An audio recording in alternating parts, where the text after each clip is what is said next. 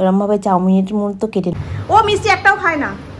Good morning বন্ধুরা, আশা করছি তোমরা সকলেই খুব ভালো আছো। আমিও বেশ ভালো আছি। আজ আবার নতুন সকাল, নতুন দিন। আজ হলো বৃহস্পতিবার, ঘড়ির কাঁটা এখন বাজে 6টার ঘরে।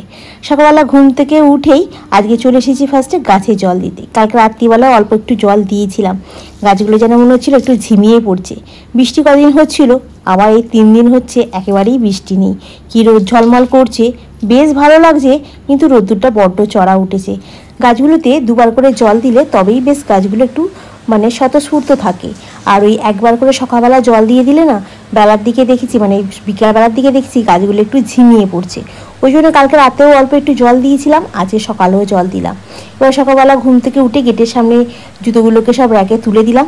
এখানে না র্যাকটাকে চেঞ্জ করতে হবে, কারণ আমি দেখতে পাচ্ছি এই র্যাকটা মানে যারা ঝাড় দিতে আসে এদিক ওদিক সরাসরি করছে, তো জুতোগুলো নিচে পড়ে যাচ্ছে আর জুতোগুলো খুব ধুলো হয়ে যাচ্ছে। তাই র্যাকটাকে চেঞ্জ করে এমন একটা র্যাক রাখতে হবে যাতে জুতোগুলোর ভেতরে মানে থাকে। আর দরজাটাকে রোজই ভাবি একটু পরিষ্কার করে নেবো। ওই বললাম না, ধুলো উড়ে উড়ে দরজাটা একদম মানে সেই চট মতো পড়ে গেছে। ওই জন্য কদিন ধরে ভাবছি দরজাটাকে একটু পরিষ্কার করবো, সে আর হচ্ছে না। আজকে অনেকটা সকালে উঠেছি, আজকে বৃহস্পতিবার পুজো আছে, তারপরেও আমি একটুখানি এগুলো কাজগুলো করছি, কারণ এগুলোতে দেখছি অনেকটা ধুলো পড়ে আছে। কি বলতো, রাস্তার ধারে ঘর তো, মানে জানলাটা খোলা থাকলে সব সময় ধুলোটা ঢোকে ভেতরে, যার জন্য তোমার ওই আলমারিতে বলো, তারপরে তোমার দরজায় বলো, তারপরে তোমার ফার্নিচার, যে কোনো ফার্নিচারগুলোতে মানে ধুলোর একটু চট মতো পড়ে যায়। ওগুলো তোমার এই 2-3 দিন ছাড়া ছাড়া যদি পরিষ্কার করা যায় তাহলে ঠিক আছে, কিন্তু তা নাহলে দেখছি যে বেশ ভালোই চট মতো পড়ে আছে আর দেখতে খুব বাজে লাগছে। ওই জন্য না, আজকে সকালবেলা বৃহস্পতিবার পুজো থাকলেও আজকে আমি উঠেছি ঘুম থেকে প্রায় তখন 4:30 বাজে। আর ঘুম থেকে উঠে আগে ভিডিওটাকে এডিট করে পোস্টে ফেলে দিয়ে তারপরে আমি কাজে হাত দিয়েছি।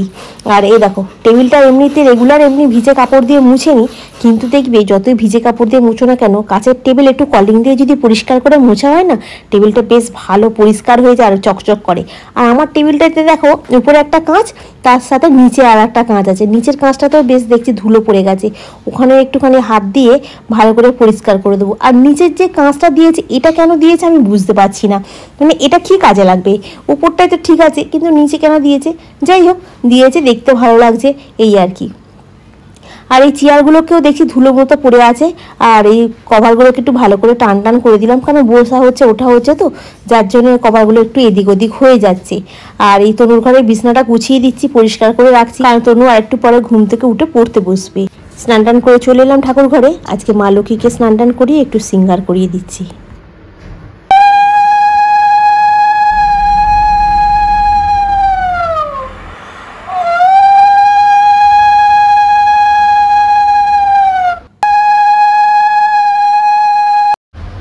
এসো মা লক্ষ্মী, তিলোক জননী, কিবা গই কিবা করো মাতা নারায়ণী, বিষ্ণুটি এসো মাগো সৌভাগ্য দায়িনী, কিরত্তনায়া তুমি দয়া নির্জরিনী, দুঃখ দাবনাল দাও। পুজো করতে যাওয়ার আগেই ভাতটাকে বসিয়ে দিয়ে গেছিলাম, তারপরে পুজো টুজো করে এসে দেখলাম ভাতটা ভালোভাবে হয়ে গেছে, কারণ ভাতটা হতে অনেকটা সময় লাগে। আর আজকে ফ্রিজে মাছ ছিল, মানে রান্না পুজোর সময় মাছ নিয়ে এসেছিলাম, এই দিকে পোনা মাছ ছিল ফ্রিজের ভেতরে। মাছটা ভাজা হচ্ছে, আর এই যে চায়ের এটা চেঞ্জ হয়ে গেছে, ওটা ভেঙে ফেলেছি। তনু বলছে যে এটা ভেঙে গেল, আমি বলছি হ্যাঁ রে ভেঙে গেল। আর আজকে ঘড়ির কাঁটা এখন 8:20 হয়ে গেছে, কারণ আজকে সকালবেলা না ফেসবুকে মনিটাইজটা অন করেছি, জানো তো। আর্নিং কিছু নেই, কিন্তু মনিটাইজটা অন হয়েছে, মানে স্টারেস যে সেটা, ওটাই সেটআপটা অন করে ওখানে মানে ব্যাংকের এইটাগুলো দেওয়া হয়েছে, আর মনিটাইজটা অন হয়েছে, কিন্তু বাকি এখনও টাকা পয়সা গল্প কিছু নেই, কারণ যে রিলসগুলো দিচ্ছে রিলসগুলোতে ভিউস এরমভাবে আসে নয়, 300, 400, 500 এরম ভিউস আসছে, ওর বেশি হচ্ছে না। ওই 2-3 হাজারটা মানে 2-3 হাজারের উপরে যদি ভিউস হয় সেক্ষেত্রে এক হতে পারে, আর এখন কেউ যদি ফুল টুল দেয় সেটা একটা হতে পারে। তো আমার ফেসবুকের নামটা তোমাদেরকে আমি এর আগেও বলেছি, আবারও বলে দিচ্ছি, মামুনি বেরা এই নামে আমার ফেসবুক রয়েছে। ইয়ালোর একটা শাড়ি পরে আছি।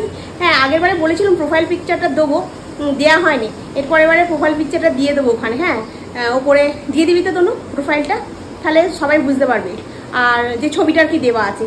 তো চল এখন চাটা করে নিয়েছি, চাটা খাই। মাছটা ওখানে ভাজতে দিয়েছি, মাছ দিয়ে আলু দিয়ে তরকারি করব, আর রান্নায় কিছু হবে না। আজকের ওয়েদারটাও বেশ সুন্দর আছে, বৃষ্টি বৃষ্টি নেই, বেশ রোদ ঝলমল করছে। বাড়িতে যদি থাকতাম না, জামা কাপড় যত শাড়ি ছিল আলমারি সব একদম ছাদে দিয়ে আস, কপাল বাড়িতে নেই তাই দিতে পারবো না।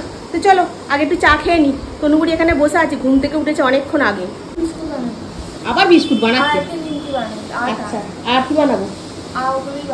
ঠিক আছে, পাউরুটি বানাবো, সব আমিই বানিয়ে ফেলবো, আর কিছু কিনতে হবে না।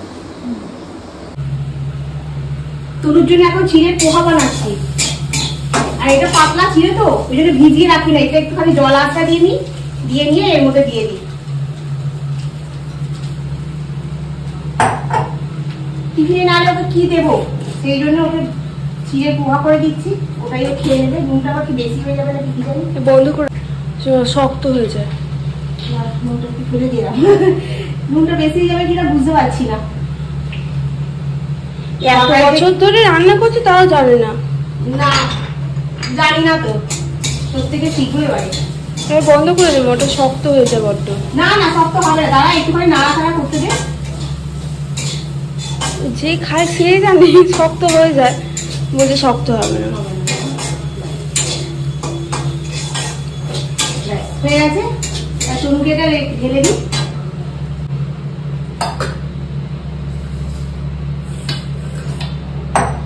আস্তে রাখ।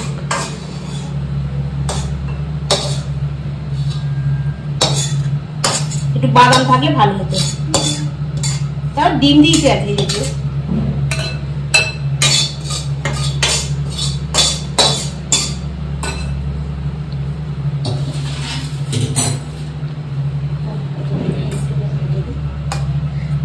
আর এই দেখো মাছ দিয়ে আলুতে তরকারি করেছি, তোমার জন্য রেখে দিয়ে আসি।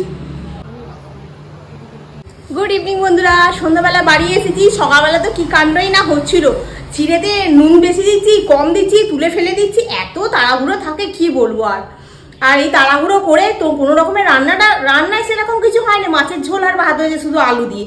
কিন্তু কালকে তো মানে আজকে তো বৃহস্পতিবার না, বৃহস্পতিবার মানেই আমার এত পুজোর করতে দেরি হয়ে যায়। মানে ঠাকুর ঘরে ঢুকলে আমার যে কি হয়, যে কতক্ষণ আমি বসে থাকি ঠাকুর ঘরে, মানে ঠাকুর পুজো করতে করতে আমার প্রচন্ড পরিমাণে দেরি হয়, প্রায় 1 ঘন্টা সময় লাগে। মানে সব ঠাকুরদের স্নান টান করিয়ে তারপরে তোমার খেতে দেওয়া, জামা কাপড় পরানো, সেগুলো ধোয়া, ঠাকুর জায়গাটা মোছা, এই করতে করতে আমার অনেক দেরি হয়ে যায়। আর ঠাকুর পুজোটা আমি বরাবরই খুব পছন্দ করি, জানো তো, আজ বলে নাই, সেই ছোট থেকে আমি খুব ঠাকুর পুজো করতাম। আগে খুব পুজো হলে না মায়ের গয়না পরে নিতাম হাতে, সবার লোকের বাড়িতে প্রসাদ দিতে যেতাম, এইরকম করতাম। তো যাই হোক, সকালবেলা ওই কোনো রকমে ঘুরি করে গেছি, ভাত তো খেয়ে যেতে পারিনি, টিফিন টিফিন করে ভাত একটু মাছের ঝোল নিয়ে চলে গেছিলাম, ওখানে বসে ঝট করে খেয়ে নিয়েছিলাম গিয়ে। আর তারপরে এই সন্ধ্যাবেলা বাড়ি এলাম, এসে একটু তনু পড়তে গেছে, আমাকে বললো কফি করে দিচ্ছি, বলে একটু কফি খেলাম, খেয়ে একটু বসে বসে এডিট করছিলাম।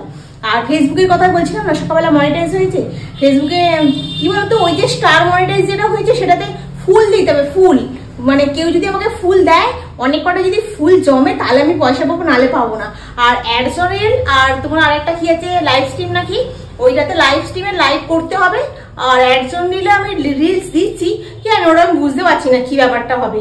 যাই হোক, ফেসবুকে বহুত প্রবলেম, আর ফেসবুকটা প্রচন্ড পরিমাণে বিরক্ত করা একটা, কারণ আমি খুলেছি শুধু খালি আমার নিজের ইনকামের জন্য, কিন্তু খুব বিরক্তকর, এত ফোন করে না, মানে এত বিরক্ত লাগে, মানে বলার মতো না। আরে ফোনটা কেন করছিস রে বাবা, যা বলার। আমি তো মেসেঞ্জার আমার নেই সত্যি কথা বলতে, আর আমার মেসেঞ্জারে মেসেজ করারও সময় নেই কাউকে। আর তোমার কি বলতে গেলাম যেন, হ্যাঁ, যেগুলোতে কমেন্ট আছে সেগুলোতে আমি মানে একটা করে লাভ রিয়াকশন দিই, যেটা আমাদের নিয়ম সেটা আমি দিই। হ্যাঁ, ফেসবুক থেকে বলা আছে তোমার প্রত্যেকটা কমেন্টে অ্যান্সার দিতে হয়, কিন্তু আমার এতটা সময় হয় না। একটা কমেন্টস ধরো 62টা 63টা, একটা ফটোতে কমেন্টস পড়ে, এত কমেন্টসের রিপ্লাই কি করে দেবো বলো না, আমার এত সময় কোথায়, সময় হয় না। আমার ফেসবুক ইউটিউবে রয়েছে, তাহলে এত পারছি না। আর আরেকটা কি যেন বলবো ভাবছিলাম, বাকি সবার কোয়েশ্চেনের অ্যান্সার আমি দেবো, খালি প্রিয়াঙ্কারটা বলি। আমি গিয়েছিলাম গো, ফ্ল্যাট দেখতে গিয়েছিলাম অনেকদিন আগে। হ্যাঁ, আমি কাউকে কিছু জানাইনি, কিন্তু দাম, আমি যদি আমার মানে সব বিক্রিয়ে করে দিই, গয়নাগাটি যেটুকু আছে সেটুকু যদি বিক্রিয়ে করে দিই না, ফ্ল্যাট আওতায় আসবে না। 20 লাখ টাকা দাম বলছে, ভাবতে পারছো কত টাকা লোন নেবো? আমি তো পাই মাইনে 10,000 টাকার নিচে, তাহলে আমি কি করে মানে শোধ করব?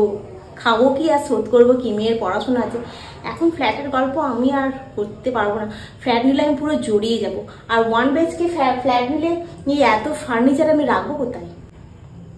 রাখতে পারবো না। আমি তো ভেবেছিলাম ফার্নিচারগুলো আমি পাবো না, যাই হোক পেয়েছি। কেন খোরপোশ কেন চাওনি? সব গল্প করবো, কাজ করতে করতে তোমাদেরকে এই সব গল্প আমি শোনাবো। সবই হয়েছি, সবই করেছিলাম, কিন্তু এই মুহূর্তে আজকে আর বলছি না, আমি নেক্সট ভিডিওতে আস্তে আস্তে করে তোমাদেরকে সমস্ত কথা জানাবো, বুঝলে তো? তো চলো, দাঁড়িয়ে থাকলে একটু দেরি হয়ে যাবে। তুমি পড়তে গেছে, এসে আবার খাবে। আর নিচে সাড়ে না বাজে তো, যেন ঘর ঘর আওয়াজ হচ্ছে।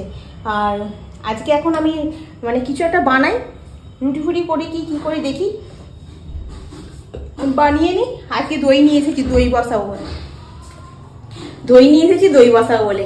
দুধটাকে কেটে ভাবছি একটু পনির করে নিই, করে আর একটু আটা মেখে রুটি করি, আর ওর মধ্যে পনিরের কিছু করে টস্ট মতো করে ভেজে দিয়ে ওর মধ্যে দিয়ে খাওয়া হয়ে যাবে। রাতের বেলা খাওয়া তো বেশিক্ষণ লাগবে না। তো আজকে রান্নাটা হচ্ছে একটু অন্যরকম ভাবে। আজকে আলু, পেঁয়াজ, ডিম আর একটু টমেটো সব একবারে ভেজে নিচ্ছি। এর মধ্যে একটুখানি ধনেপাতা দিচ্ছি, একটু গোলমরিচও দিয়েছি, আর একটু জিরে গুঁড়ো দিয়েছি। আর এই রুটিটা তৈরি করে নিচ্ছি, এটা গরম রুটি কিন্তু তৈরি করে নিচ্ছি। আর এটাকে সেই চাউমিনের মতো যেমন কাটে না, ওরমভাবে চাউমিনের মতো কেটে নেবো। এটাকে না সিঙ্গেল কাটলে ভালো হতো। 4টে রুটি একবারে কাটছি তো, ছুরিটাতে সেরকম ধার নেই, রুটিগুলো কাটাগুলো একটু বড় হয়ে গেছে। সবজিটা আরেকটু হলে ভালো হতো। হ্যালো মা। হ্যাঁ, ও মিষ্টি একটাও খায় না। এই যে